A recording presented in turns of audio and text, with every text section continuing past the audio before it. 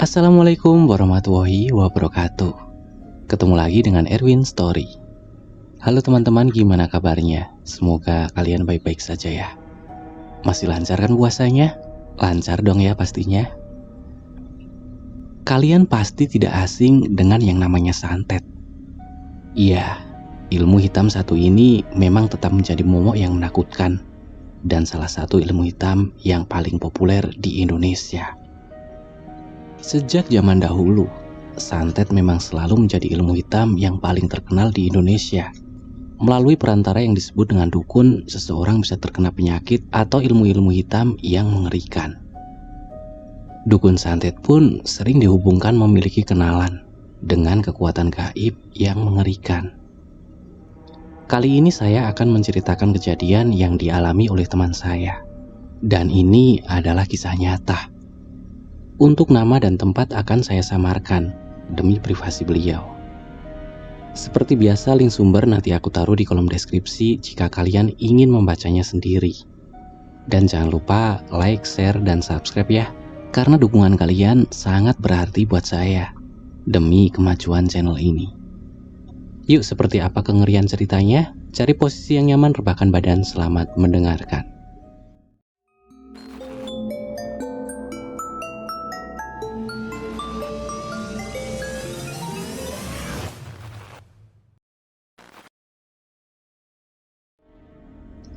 Sebut saja dia Mas Tommy, orang asli kota Y.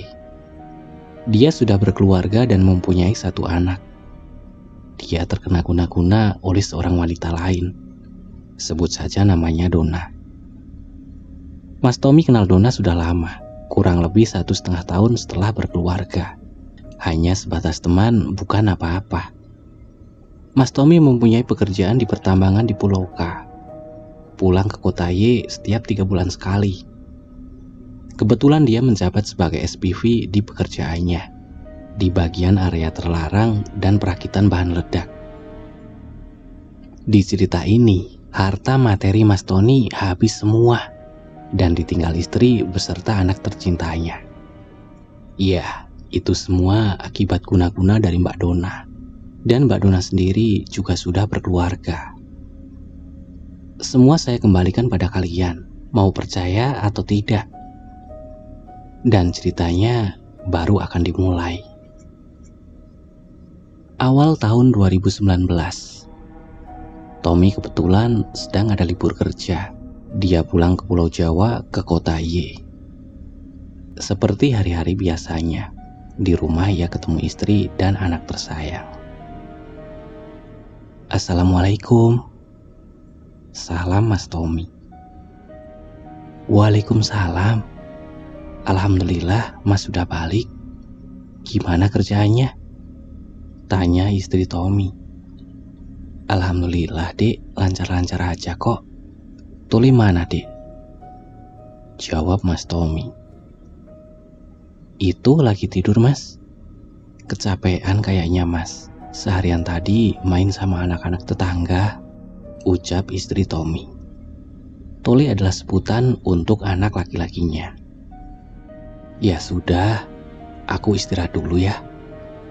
Capek di perjalanan tadi.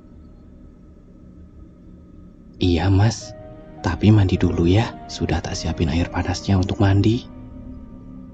Ucap istri. Iya dek, makasih. Jawab Mas Tommy. Setelah mandi, lalu kemudian Mas Tommy istirahat. Dan di malam harinya, Mas Tommy kebangun gara-gara pusing di kepalanya. Enggak seperti pusing pada umumnya. Dia merasakan seperti ada yang meremas kepalanya. Tapi tetap positive thinking. Mungkin karena kecapean aja. Semakin malam malah semakin menjadi pusingnya. Sampai mau berdiri saja ia nggak bisa. Istrinya jadi kebangun karena mendengar suara Mas Tommy yang kesakitan. Kenapa Mas? Kok kesakitan gitu? Tanya istri. Iya dek, sakit banget kepalaku. Jawab Mas Tommy. Ini Mas minum air putih hangat dulu. Ucap istri. Makasih dek, gak seperti biasanya ini sakitnya. Kecapean mungkin mas? Iya mungkin dek, ya sudah tak buat tidur saja, jawab Mas Tommy. Tiba-tiba pusingnya hilang begitu saja. Tapi Mas Tony merasakan ada sesuatu di atap rumahnya. Seperti ada hujan, padahal enggak hujan. Ditengok di jendela kamarnya, dan memang enggak hujan. Mungkin reruntuhan dahan pohon yang terkena angin. Batinnya dalam hati. Kemudian ia lanjut tidur lagi. Keesokan harinya Mas Tony membuka HP-nya. Ada salah satu chat dari seorang perempuan. Tertulis nama kontaknya Mbak Dona. Halo mas, gimana kabarnya? Isi dari chat itu. Loh, tumben ini Mbak Dona WA saya, batin Mas Tommy. Alhamdulillah baik mbak. Gimana mbak, ada apa kok tumben ini? Tiba-tiba Mbak Dona mengajak ketemu Mas Tommy dan diiyain sama Mas Tommy.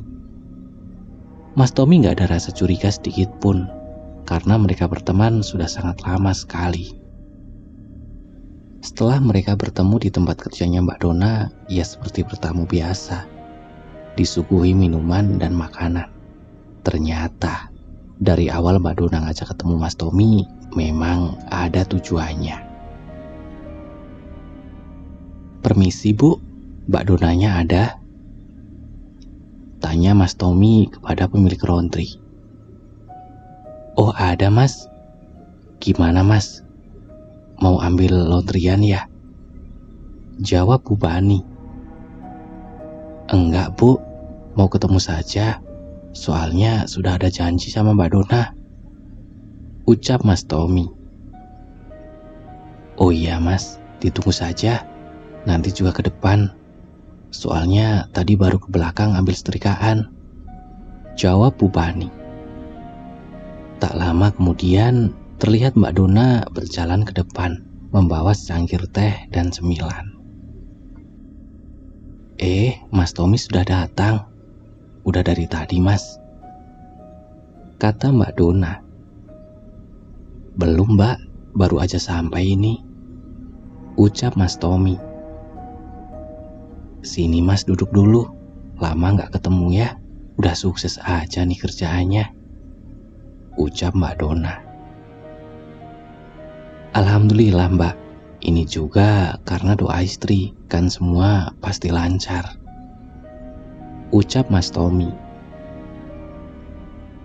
Ini mas diminum dulu tehnya, kata Mbak Dona. Iya mbak makasih, malah jadi ngerepotin nih. Wah enak mbak tehnya, seger, ucap Mas Tommy.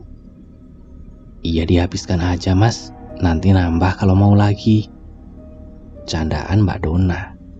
Mereka berdua pun tertawa bersama. Ternyata Mbak Dona sudah menaruh sesuatu di tehnya Mas Tommy untuk menjadi korbannya. Jadi sebelumnya Mbak Dona pergi ke kota W untuk meminta bantuan orang pintar guna membuat laki-laki bisa nurut apa yang disuruhnya. Dan gak hanya Mas Tommy yang jadi korbannya, ada lebih dari 5 orang yang dibuat Mbak Dona seperti itu, termasuk suaminya sendiri. Gila. Karena sudah menggampangkan untuk mencari uang, Mbak Dona seperti sudah terjerumus ke ilmu hitam, menghalalkan segala cara untuk mendapatkan uang. Mbak, aku pamit dulu ya, mau pulang. Ini istri sama anak mau ngajak jalan-jalan. Lama gak ketemu keluarga, jadi kangen pengen jalan-jalan, ucap Mas Tommy. Oh iya mas, gak apa-apa. Makasih mas udah mau mampir ke sini. Kapan-kapan kita jalan-jalan juga ya mas, sahut Mbak Dona. Muka bingung Mas Tommy. Karena Mas Tommy juga orangnya gak enakan, ajakan Mbak Dona itu diiyain sama dia. Belum tahu kalau kedepannya akan berujung maut buat Mas Tommy. Singkat cerita, seiring jalannya waktu, tiap hari Mas Tommy kepikiran Mbak Dona terus. Hampir tiap hari mereka ketemu jalan berdua dan sampai berhubungan suami istri. Padahal Mbak Dona sudah memiliki suami dan anak. Seperti yang saya jelaskan di atas, kalau suaminya Mbak Dona pun ikut jadi korbannya. Tiap ketemu Mas Tony selalu diberikan makanan, dan makanan itu pun selalu dicampi-campi agar semakin kuat pengaruh santetnya. Sampai-sampai Mas Tommy lupa kalau Mas Tommy sudah beristri dan punya anak. Seakan ingatan keluarganya ditutupi oleh Mbak Dona. "Mas, kenapa sih kamu kok beda sekarang? Seperti lupa anak istri," ucap istri Tommy. "Apa sih dik maksudnya?" "Mungkin perasaanmu saja," timpa Mas Tommy. "Iya mas, sekarang jarang banget kumpul keluarga. Banyak keluar malamnya. Apa dapat kenalan wanita lain?" ucap istri Tommy. "Hus, bicara apa sih kamu dek? Jangan mikir yang enggak-enggak. Udah, aku mau tidur dulu." Sewaktu Mas Tommy tidur, istrinya pun mencoba membuka HP suaminya. Dan ternyata dugaan istrinya itu benar, kalau Mas Tommy dekat sama wanita lain. Sontak malam itu istri Mas Tommy menangis. Ia gak menyangka kalau suaminya bisa seperti itu.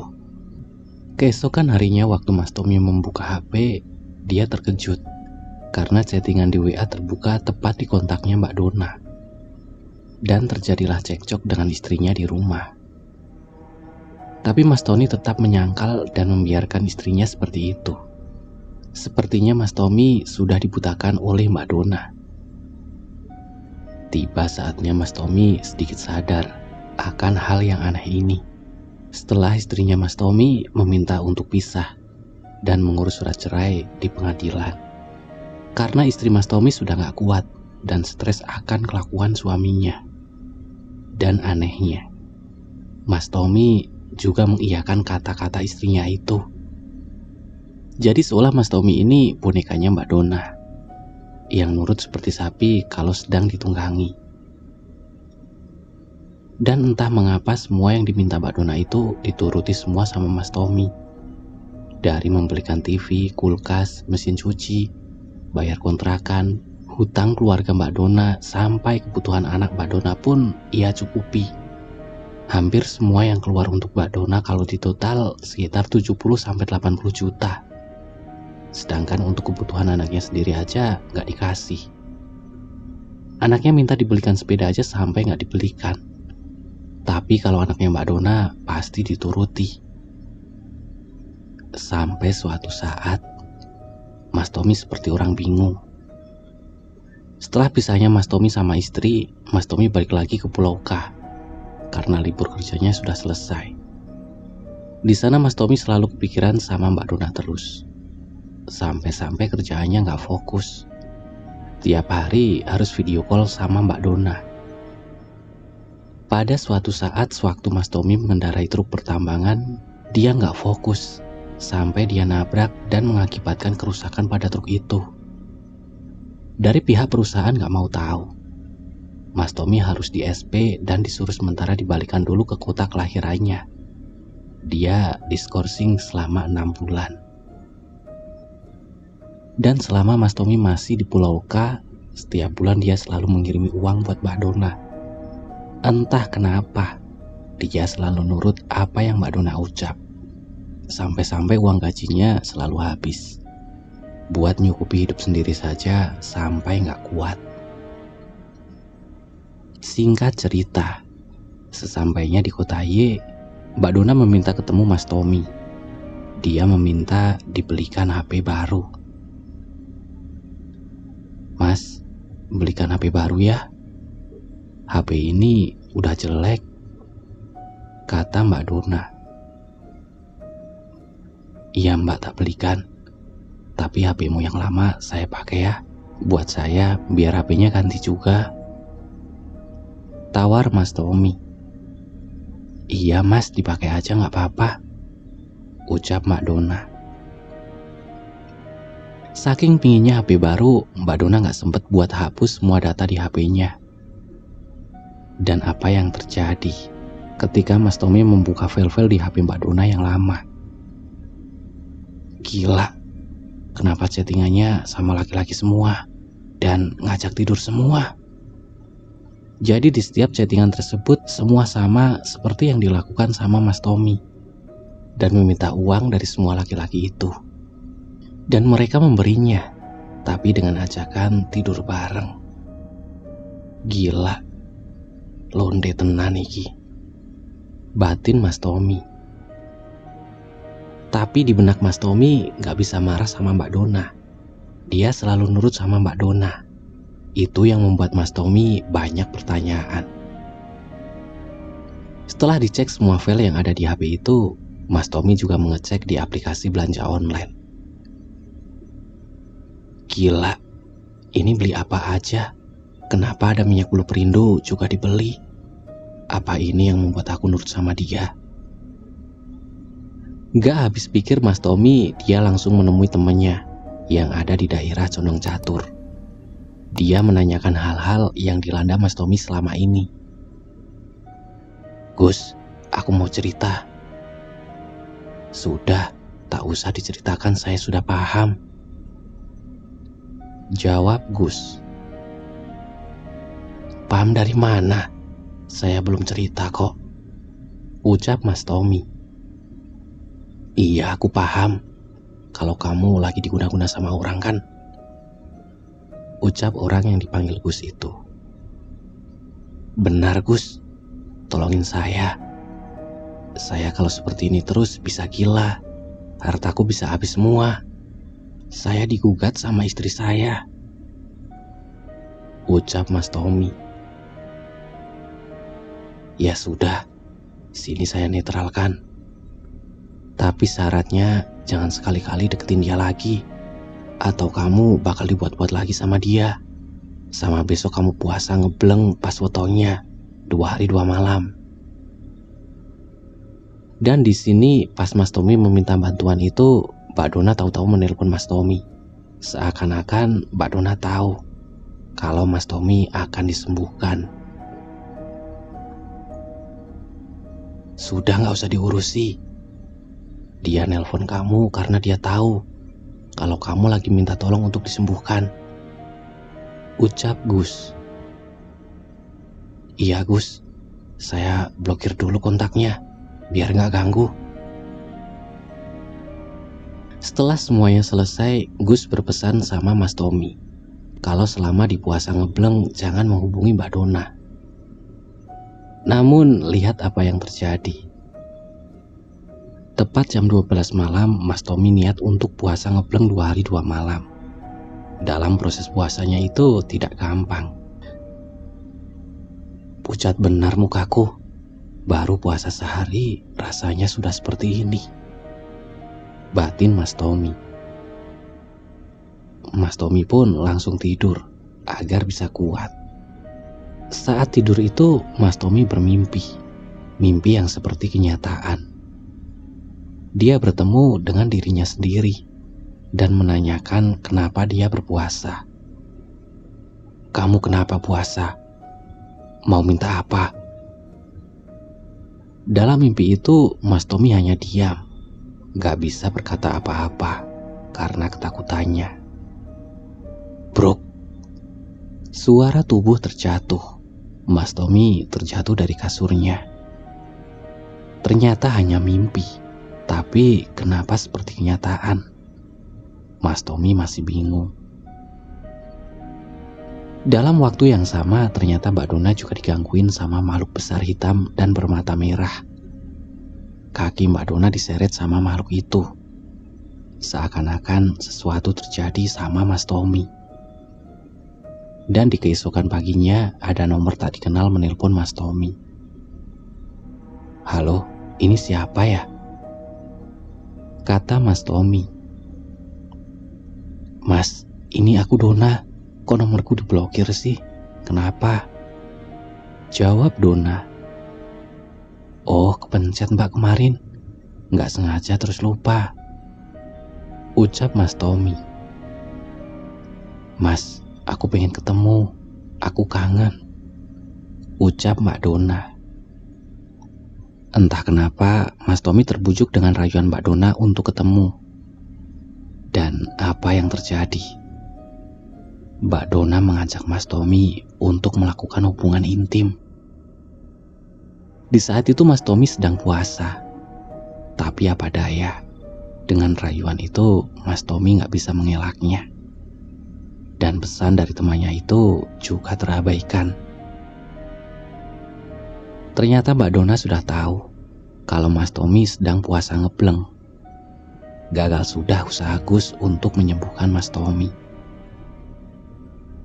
Semua BPKB motor Mas Tommy, emas batangan, dan nama orang di sekitarnya menjadi jalan buat menghasilkan uang guna mencukupi permintaan Mbak Dona.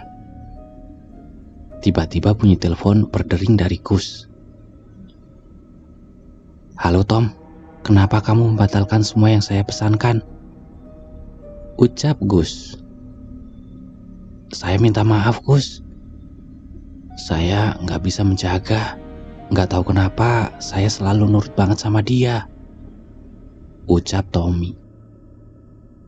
"Ya sudah Tom, saya bisanya membantu sampai di situ. Ilmuku masih kalah sama dukun dia," ucap Gus. Pagi harinya Mas Tommy bergegas untuk menyalakan aplikasi ojek online-nya. Kebetulan Mas Tommy menyewa akun ojol untuk menambah penghasilan sehariannya. Hari itu sebelum Mas Tommy bertemu dengan saya. Terdengar motor berhenti di depanku. "Loh, Mas Tommy, kok kebetulan bisa ketemu di sini?" ucapku. "Kita nggak sengaja ketemu di kampus U. Gimana Mas kabarnya?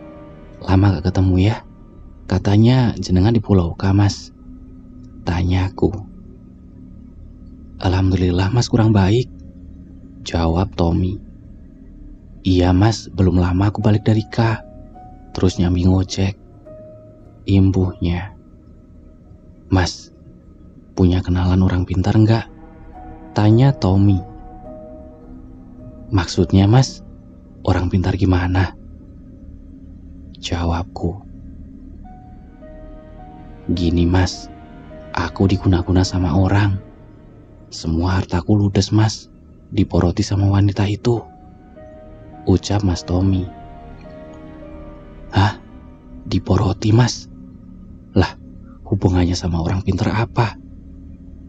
jawabku. "Iya Mas, aku mau nanyain masalah itu," kata Mas Tommy. Mas Tommy menceritakan semua dari awal mereka bertemu hingga saat saya bertemu sama Mas Tommy. "Oh alah, ada sih Mas, tetangga saya ada yang bisa," jawabku. "Ya sudah Mas, kapan bisa ketemu sama orangnya?" tanya Tommy. "Ya sebentar Mas, saya janjian dulu sama orangnya. Soalnya kalau belum janjian gak bisa ketemu," jawabku. "Oke Mas, nanti apa besok saya dikabarin ya," ucap Tommy. "Siap Mas, tapi jangan buru-buru Mas, takutnya ganggu bapaknya." "Iyo Mas, tapi secepatnya ya Mas aku dikabari," tanya Tommy. "Oke Mas," imbuhku. Setelah ngobrol sana-sini, Mas Tommy menceritakan lagi. Sempat gak percaya juga. Tapi Mas Tommy juga membuktikan dari chat WA sama video itu. Dan melihatkan foto wanita itu. Dan benar saja, di bayangan mata wanita itu ada sosok wanita berpakaian putih. Dan itu saya nyata melihatnya. Pandangan wanita itu kosong. Tapi di pantulan foto dan matanya ada sosok wanita seperti kuntilanak. Itu bukan pantulan, karena foto wanita itu saat Mas Tommy video call sama dia dan di screenshot sama Mas Tommy. Sehari berlalu, akhirnya orang pintar itu bisa dijanjikan untuk ketemu di rumahnya. Sebut saja orang pintar itu Bapak Joko. Halo Pak Joko, ini saya. Pak, hari ini bisa ketemu tidak? Ini teman saya mau ketemu Pak Joko, tanyaku. Oh iya bisa mas, tapi nanti habis duhur ya, jawab Pak Joko. Jeh Pak, nanti saya kabari kalau ke rumah, ucapku. Baik mas, ucap Pak Joko. Setelah saya janjikan sama Pak Joko, akhirnya Mas Tommy bisa ketemu dengan Pak Joko. Tok tok tok. Assalamualaikum. Waalaikumsalam mas. Sini masuk, ucap Pak Joko. Terima kasih Pak. Setelah dipersilahkan masuk sama Pak Joko dan kita duduk di ruang tamunya, Mas Tommy sampai keheranan karena di ruangan itu dipenuhi dengan barang-barang pusaka dan foto Ratu Kidul. Ceritanya Pak Joko memang ada hubungannya dengan Ratu Kidul, dan itu benar karena memang ilmunya Pak Joko sudah banyak yang tahu, sudah banyak yang dibantu, mulai dari hal kecil sampai yang paling kuat. Oh iya mas, saya sudah paham. Coba Mas Tommy, saya lihat foto orangnya dulu, ucap Pak Joko. Loh Pak, saya belum cerita kok Pak Joko sudah tahu ya, ucap Tommy. Iya mas, sudah kelihatan kok itu. Di wajah Mas Tommy ada seuntas tali yang melingkar di hidung sampai di leher, seperti sapi yang sedang diikat, ucap Pak Joko. Maksudnya Pak, imbuh Mas Tommy. Di sini saya juga sampai bingung. Saya lihat-lihat di muka Mas Tommy gak ada apa-apanya. Itu tali gaib mas.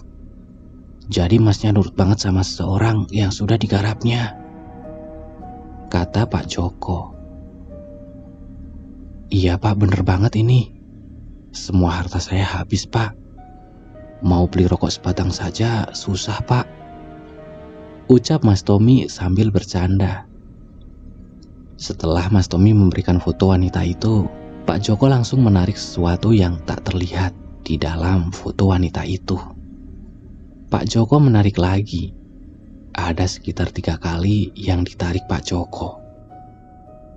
Kemudian Pak Joko menjelaskan kalau ini memakai media boneka dari Kotawe. Di boneka itu tertulis nama Mas Tommy. Dan benar saja, Pak Joko juga tahu kalau korban dari wanita itu banyak. Ternyata wanita itu sudah menghalalkan cara ini untuk menghasilkan uang. Saat menerawangi lagi, Pak Joko juga melihat kalau wanita itu mempunyai kodam wanita yang mengerikan. Dia sudah ada perjanjian dengan kodam itu, kalau nyawa wanita itu sebagai tumbalnya. Dan kodam itu diisi dengan instan, jadi wadahnya akan gak kuat. Pak Joko lalu menetralkan Mas Tommy dan menghilangkan tali yang melingkar di hidung itu. Dan Pak Joko memberikan 1 liter air untuk mandi seusai dari rumah Pak Joko. Sebelum pulang, Pak Joko juga mengambil sesuatu dari tubuh Mas Tommy. Mas Tommy disuruh duduk sila. Dari belakang Pak Joko seperti mengambil sesuatu. Yang dirasakan Mas Tommy seperti kesetrum di badannya.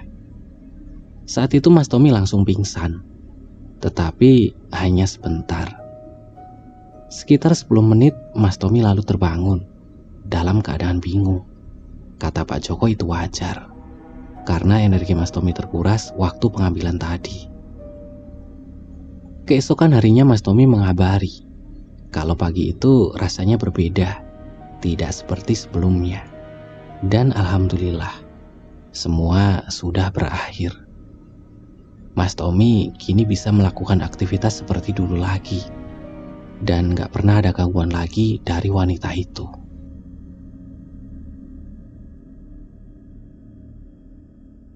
Oke, terima kasih yang sudah mendengarkan cerita ini sampai selesai. Gimana menurut kalian? Semoga ada hikmah yang bisa diambil dari cerita ini ya. Gila ya, sampai segitunya. Tapi ya sudahlah, semoga kejadian itu nggak terjadi sama kita ya. Oke, aku Erwin, sampai ketemu di cerita selanjutnya. Jangan lupa like, share, dan subscribe ya. Karena dukungan kalian sangat berarti buat aku. Terima kasih.